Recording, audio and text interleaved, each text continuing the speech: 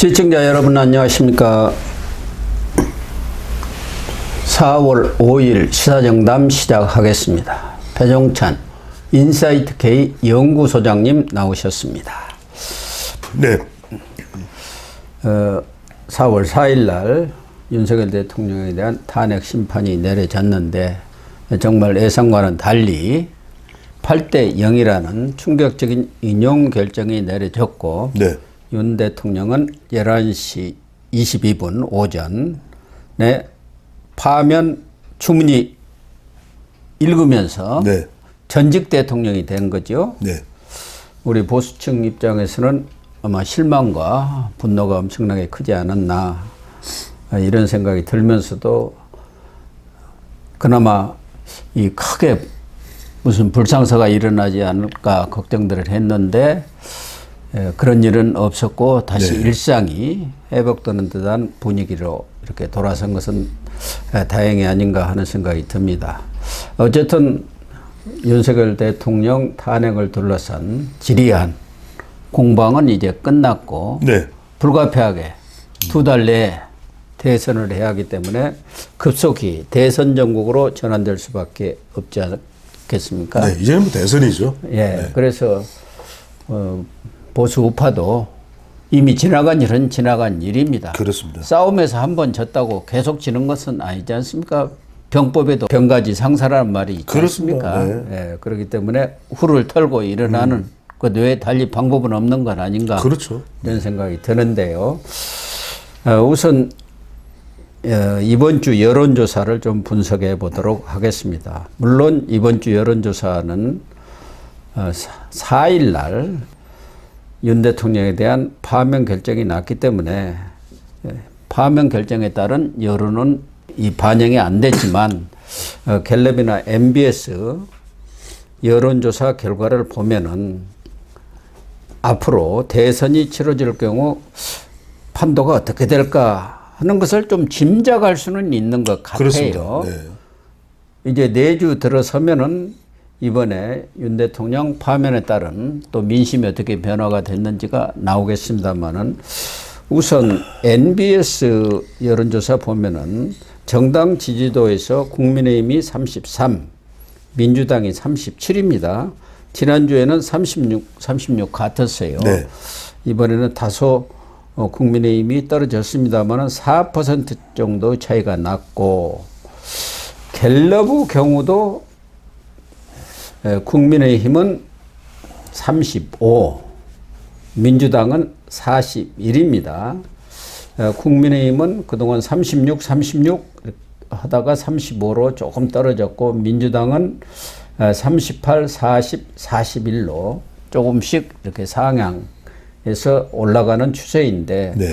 과거 박근혜 전 대통령 탄핵 때의 그런 상황과 비교하면은 이 정당 지지도라는 게 지금 오차 범위 내에 있는 것 아닌가. 그러면은 좀 한번 해볼 만한 그런 지지율 아닌가요? 그렇죠. 그러니까 8년 전에 박근혜 대통령 탄핵 때는 완전히 보수가 무너졌었죠. 예. 근데 보수가 무너졌던 큰 이유 중에 하나는 일단 박근혜 대통령이 탄핵 대응에 속수무책이었고 예. 또 보수 자체가 아예 분열되지 않았습니까? 예. 탄핵 주도를 그때 상황으로 보면은 오히려 새누리당이 탄핵을 주도해 버렸어요. 기억나실 겁니다. 예, 그렇죠. 예. 그리고 또 당도 쪼개져 버렸고. 바른정당이 생겼죠. 그렇죠. 그러니까 유승민이가 거기에 뛰쳐나가서 맞습니다. 당 대표를 했지 않습니까? 그러니까 뭐 안 봐도 비디오였죠. 예. 그건 뭐 그냥 문재인 당시의 후보가 땅 짚고 헤엄치기였습니다. 거기다가 국민의당에 또 안철수가 있었죠. 그렇죠. 근데 이번의 경우에는 그 상황하고는 다르다. 여전히 보수는 살아있고 또 탄핵 선고가 내려지는 그 순간까지도 대통령이 다시 돌아올 거라는 기대감도 크지 않았습니까? 예. 그게 계속 유지된다고 그러면은 말씀하셨던 대로 끝난 싸움이 아니다. 예. 계속 지속되고 있다. 실제 지지율도 정당 지지율이 오차 범위 내인 것은 그 당시 같은 경우에는 8년 전만 하더라도 많이 차이가 났거든요. 예. 이걸 본다면은 오차 범위 밖으로 훨씬 더 그 이상으로 차이가 나는데 지금의 경우는 그래도 양강 구도를 유지하고 있다. 이렇게 볼 수 있겠습니다. 다만 정권 교체냐, 정권 유지냐, 그러니까 정권 연장이냐 이 부분에 있어서 갤럽은 1일부터 3일까지 조사한 거 아닙니까? 네. 정권 교체가 52, 정권 유지가 37입니다. 정권 유지는 지난주에 비해서 3%가 오르고 정권 교체는 1%가 떨어졌어요. 또 NBS 조사에서도 정권 교체는 51, 정권 유지는 33, 거의 비슷합니다. 다만 갤럽 조사 보면은 중요한 중도층에 있어서는 정권 교체가 62, 정권 유지가 28 아닙니까? 예. 그래서 아무래도 윤석열 대통령의 탄핵 그 심판의 여파랄까, 또 비상계엄에 따른 중도층의 거부 반응이 반영이 돼서 정권 교체를 희망하는 그런 여론이 꽤 높기는 합니다만은 그렇더라고 하더라도 앞서 이야기한 대로 정당에 대한 지지도가 큰 차이가 안 나는 거 보면은 이제 윤석열 대통령 문제는 일단 탄핵의 강은 넘었다고 봐야 그렇죠. 겠지요. 그렇죠.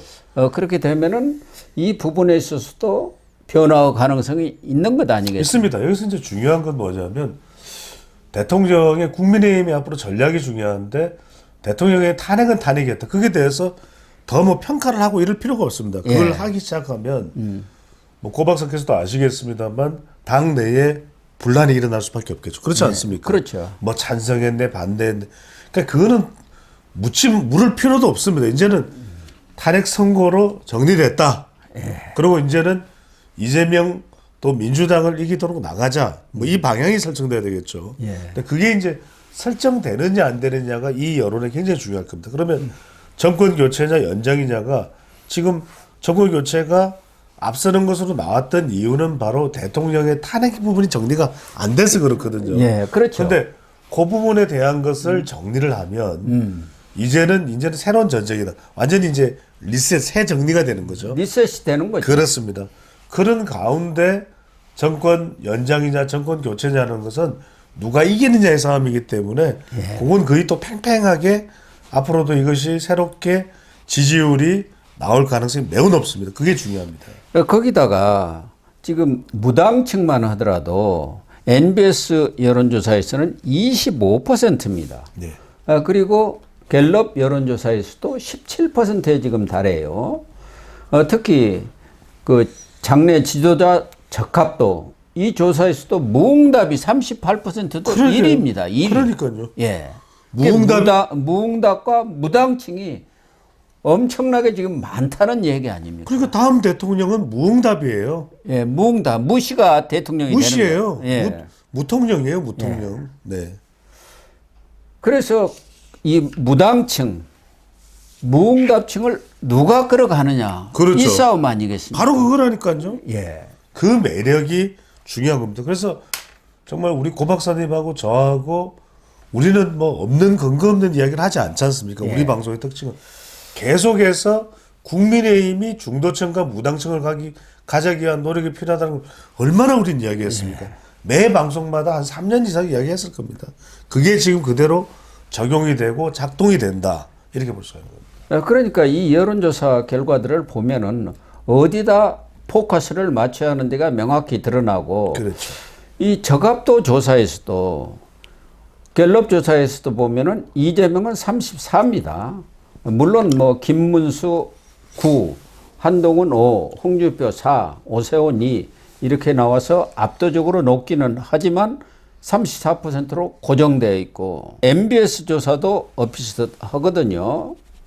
MBS 조사에서도 이런 것들을 보면은 MBS 조사는 이재명이 33, 김문수 9, 홍준표, 한동훈 4, 뭐 이런 순으로 나와 있어요. 별 차이가 없죠. 예.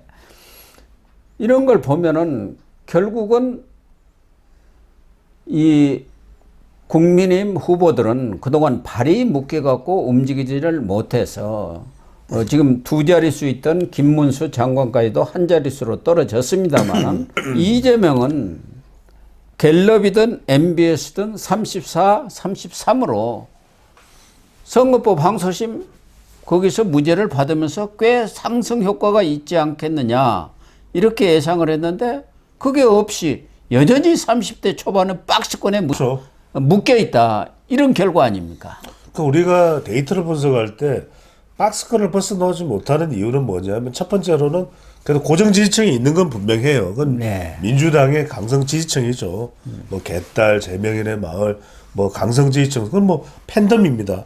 근데 두 번째는 뭐냐면 그것을 뚫고 나갈 정도의 지금 이재명 대표가 가지고 있는 돌파력, 또 추가적인 외연 확장 이건 안 보인다는 거예요. 예. 그러니까 갤럽 조사를 보면 여러분들 특이한 점이 뭐냐면 이 무죄 선고를 받기 전에 차기정 지도자에서는 36이었어요. 예. 그런데 그 무죄 선고를 받은 그 주에 34, 2%포인트 떨어졌습니다. 근데 무슨 이야기를 했냐? 그러면 이번 주 대통령의 선고가 내려지는 4월 4일 날 갤럽 조사가 나오니까 이때는 그럼 올라가겠지 했는데 34 그대로예요. 그대로네요. 그 이야기는 뭐냐면 지금 이재명 대표는 묶여 있는데 여하튼 유일하잖아요. 민주당 네, 내에서는. 네. 다른 뭐가 없어요. 그러니까 지금 그것이 주는 메시지는 이재명만 자꾸 바라보면 답이 안 나옵니다. 그 이야기를 제가 여러 번 했습니다. 우리 고 박사님도 하셨고 국민의힘의 경쟁력을 빅뱅처럼 폭발시킬 수 있는 그게 뭐냐? 그걸 찾아내야 돼요. 네. 그러니까 자꾸만 이재명 하다가는 이재명의 이 테두리를 못 벗어납니다. 그러니까 34를 뛰어넘어서 국민의힘이 후보가 38, 39, 41 할 수 있는 그게 뭐냐는 건데 여기서 또 하나 중요한 건 민주당은 정당 지지율인 갤럽에서 40일인데 이재명 대표의 자기 정신은 34예요. 정당 지지율보다 7%가 낮고 MBS 조사도 민주당이 37 아닙니까? 그러니까요. 그런데 본인 지지율은 34, 4%포인트가 낮죠. 4%가 낮죠. 그러니까 민주당 내에서도 이걸 뭐 확대해서 이야기는 못하지만 이재명 대표에 대한 불만 또는 비호감이 있다는 겁니다. 예. 그러니까 이걸 잘 파악을 해야 돼요. 그럼 이걸 어떻게 공략하느냐. 국민의힘은 그걸 어떻게 전환시켜서 국민의힘으로 매력으로 만드느냐. 항상 우리는 전략을 많이 이야기하는데 그걸 살리지 못하면 안 돼요. 예. 그래서 이번 주 여론조사를 보면은 윤석열 대통령의 탄핵 선고에 따른 효과는 반영이 되지 않았지만 그렇게 비관적이지는 않다. 끝날 때까지는 끝난 게 아닙니다. 예. 우리가 굳이 이런 이야기까지 해야 되는지 모르겠습니다만 고 박사님도 삼국지를 여러 번 읽어보셨잖아요. 예. 성패가 금방 납니까? 조조가 다 이긴 줄 알았잖아요. 근데 그게 아니잖아요. 적벽대전. 예. 그러니까 모든 싸움이라는 건요. 끝날 때까지 끝을 기다려봐야 9회 말 3아웃이 돼야 최종적으로 끝난 건데 지금은 아직 5회입니다. 5회. 그렇습니다. 6회도 아니에요. 예. 그래서 결국은 사실상 어제 이후로 대선이 시작된 거나 다름이 없습니다. 그렇죠. 대선 일자는 내주 초에 아마 한덕수 총리가 국무회의를 열어가지고 결정하겠지만 일단 6월 3일로 봐야 하는 것 아니겠습니까? 그렇습니다. 상식적으로 보면요. 이게 뭐 고등학생들 수능 모의고사가 있다고 하는데 뭐 대선을 또 이런 여러 다른 일정에 또 감안해서 이리 바꾸고 저리 바꾸고 하면 그것도 혼란스럽거든요. 예. 6월 3일 날 해야 될 가능성이 아마도 높을 겁니다.